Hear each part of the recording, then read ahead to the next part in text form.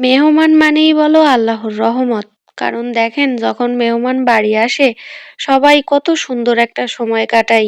গল্প করি একসাথে, কত মজা করি, ঘুরতে যাই। তারপর রান্নাবান্নাও ভালো হয়, মেহমানের উছিলায় খাওয়া-দাওয়াও ভালো হয়। সবকিছু মিলাই মেহমান আসলেই বেশ সুন্দর একটা সময় কাটে। আজকে সকাল, সকাল আমি রান্নাটা করে ফেলবো কারণ বিকেলবেলা সবাইরে নিয়ে একটু ঘুরতে যাবো। এজন্য আমি বেশি করে এই জায়গায় মাংসটা আম্মু মাখাই দিচ্ছে।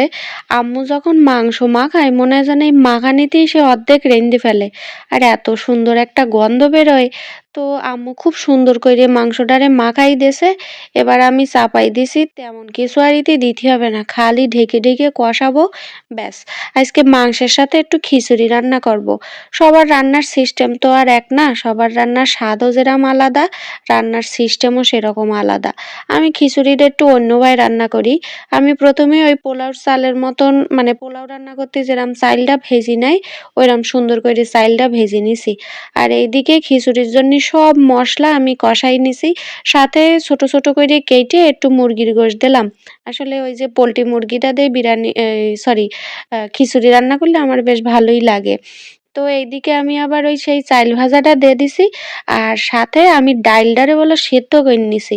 মানে হয় কি আমি চাইল আর ডাইল একসাথে ভাজলে আমার একটা টেনশন কাজ করে। মনে হয় কি ডাইলটা মনে হয় মানে সেদ্ধ হবে না। চাইলটা সেদ্ধ হয়ে যাবে, ডাইলটা মনে হয় গলবে না। এই টেনশনেতে বাঁচার জন্যই আমি এইভাবে অনেকদিন যাবতই রান্না করতেছি। এতে একদম পারফেক্ট একটা খিচুড়ি হয়।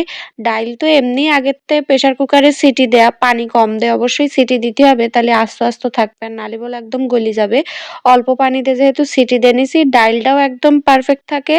আর চাইলটা যেহেতু খুব সুন্দর করে ভেজে নিছি, একদম পোলাওর মতো ঝরঝরা হয়।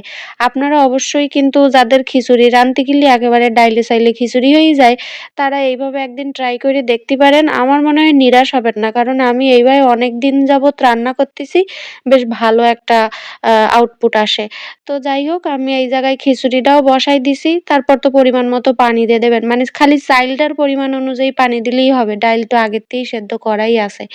তো এইদিকে আমি হচ্ছে এবার মাংসটারে ওই যে কষাই নিচ্ছিলাম এক চুলায়, আরেক চুলায় হচ্ছে খিচুড়িটা রান্না করতি।